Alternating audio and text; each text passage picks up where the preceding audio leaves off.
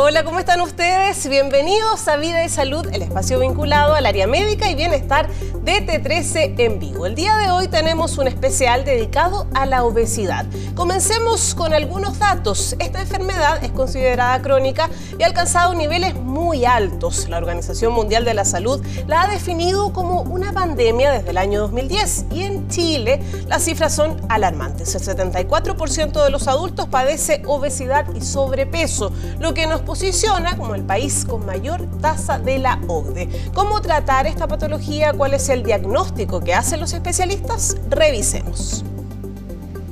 Es importante destacar también que el estilo de vida actual ha impactado negativamente en la incidencia de obesidad. La cuarentena influyó muchísimo en reducir el nivel de actividad física, potenciando el sedentarismo y al mismo tiempo la vida con mayor acceso a alimentos procesados, comida rápida, hace que nuestra alimentación hoy en día sea muy pobre nutricionalmente y alta en calorías que no nos aportan muchos minerales, vitaminas que son esenciales. También es importante destacar que la obesidad tiene un factor genético importante y esto se relaciona con familiares de primer grado y por lo mismo es importante su control en todo el grupo familiar. Yo creo que la población debería saber que en establecimientos de salud, sobre todo atención primaria, siempre se cuentan con programas de promoción y prevención de enfermedades. Así que si hay algún familiar en la casa que quiera mejorar su estado nutricional, prevenir enfermedades, los invito a que se acerquen a algún establecimiento a buscar ayuda y estoy segura que de alguna forma va a mejorar su estado de salud y prevenir la aparición de enfermedades crónicas a edad temprana. Sabemos que la obesidad aumenta el riesgo de padecer diabetes, presión arterial alta, patologías cardíacas e incluso algunos tipos de cáncer. ¿Cómo tratarla y cuál es la importancia de acudir a un equipo médico multidisciplinario? Acá te lo contamos. La obesidad y el sobrepeso han alcanzado proporciones epidémicas. Según la Organización Panamericana de la Salud, la tasa de obesidad se ha triplicado desde 1975, siendo hoy una patología que involucra distintas disciplinas para su tratamiento. La obesidad la tenemos que entender como una enfermedad crónica, ¿ya? Antiguamente no se veía de esta manera, pero en la actualidad ya sabemos que es una enfermedad crónica, que es muy similar o es lo mismo que hablar de hipertensión, de diabetes, de cáncer. El primer camino es el cambio de hábito de la mano con una dieta balanceada. Nutriólogos, nutricionistas, psicólogos, kinesiólogos, entre otros especialistas, cumplen un rol fundamental. Pero, ¿qué pasa cuando no vemos los resultados esperados? ¿La cirugía bariátrica es el camino? Es una herramienta para poder perder peso y poder revertir también los cuadros de hipertensión, colesterol alto, etc. Y obviamente la obesidad. Pero esto no es eterno, ¿ya? O sea, nosotros tenemos que entender de que la cirugía bariátrica es un buen tratamiento, pero va a depender de nosotros y de los pacientes de que después andemos bien. También hay casos en que se vuelve a ganar de peso tras esta intervención.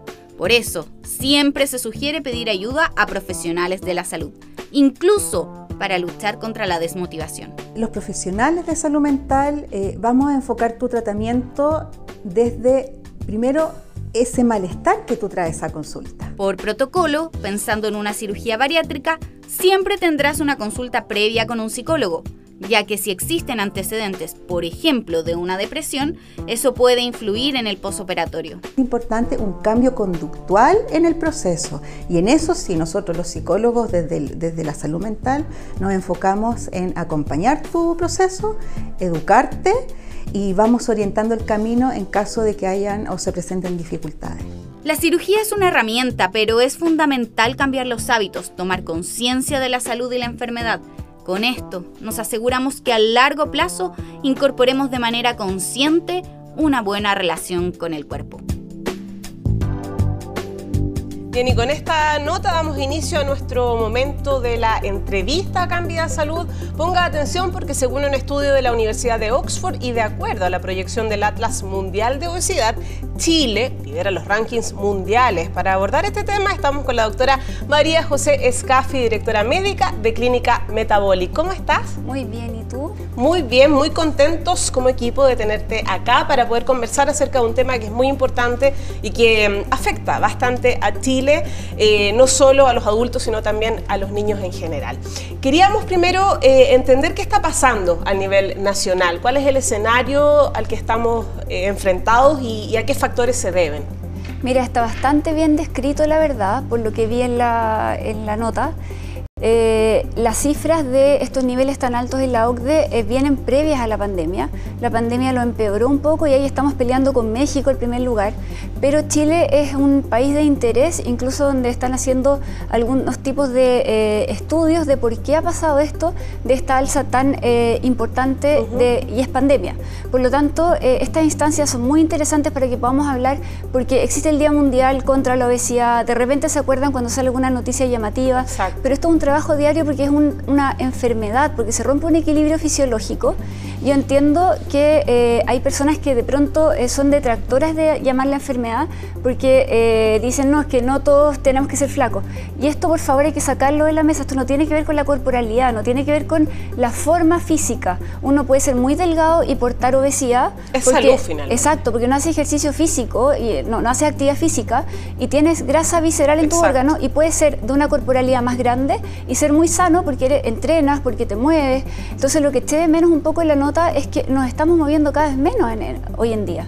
Ya. Si tú piensas, es mucho más auto, estamos con mucha contaminación, nuestra microbiota, que es fundamental. O sea, los microorganismos que viven en nuestro intestino se comunican con cerebro, todos los centros de apetito, saciedad y de peso, como bien decían, es muy importante la genética, pero también están modulados por esta microbiota y por una serie de hormonas, la leptina que secreta el tejido graso, la colecistoquinina y un montón de otras enterhormonas y otros neurotransmisores que están en nuestro hipotálamo, en el núcleo arcuato, en diversas zonas del cerebro.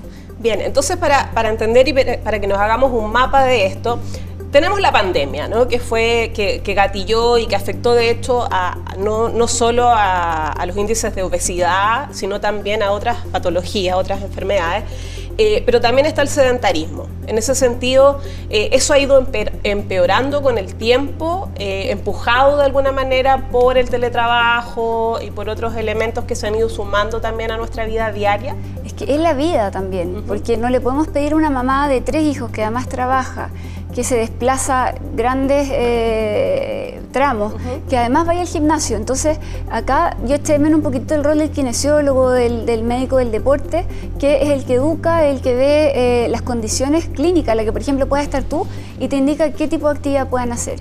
Los fines de semana salir más en familia, andar en bicicleta, que todo eso se ha ido perdiendo un poquitito.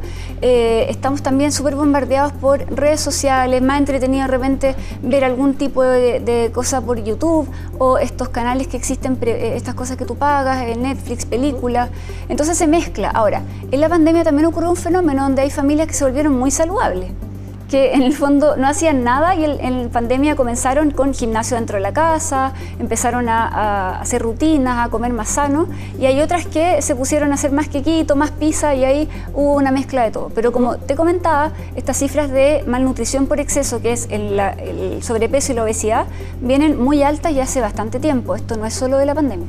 Y si somos aún más prácticos, ¿qué recomiendas tú en ese camino? Ya que considerando que no hay tiempo a veces, por ejemplo, para una mamá o un papá, y también no hay plata a veces también para pagar un gimnasio, ¿cierto? Exactamente. Ahora, mi recomendación siempre es súper básica, es como volvamos al origen, volvamos un poquitito a cocinar nuestros propios alimentos, a comprar sin tanto sello. Los alimentos procesados nos han hecho muy mal, no solo en el tema de composición corporal, que es lo que nos puede llevar a tener esta malnutrición por exceso, sino que a presentar otro tipo de alergias alimentarias, alergias a la piel, un montón de otras patologías. Comprar, ojalá en ferias, también pueden ahorrar ahí un poco, preparar nuestros alimentos, y el fin de semana deberíamos más o menos tener un menú ordenado para la semana y que se pueda ir armando durante la semana. María José, pero disculpa, antes de entrar en lo de la alimentación, que también te lo iba a preguntar, respecto a la rutina, por ejemplo, de ejercicio o de actividad física que yo pudiese hacer sin necesidad de tener que pagar un gimnasio. Eso se puede lograr en casa, pero como te digo yo, ojalá con la guía de alguien, porque ¿qué es lo que pasa? tú le das la recomendación, yo también trabajo en atención primaria, y le dices al paciente, haga actividad física. Ese señor o esa señora va a su casa, comienza a hacer actividad física, se lesiona porque se desgarra y está en reposo, o sea, sedentarismo 3 meses. Por lo tanto, tiene que ser guiado por un profesional que sepa prescribir actividad física. Y pueden hacer ejercicios con una silla, pueden tener un balón, o sea, con 15.000 pesos, con 30.000 pesos pueden comprar. Bandas elásticas también sirven mucho para entrenar tren superior, tren inferior, y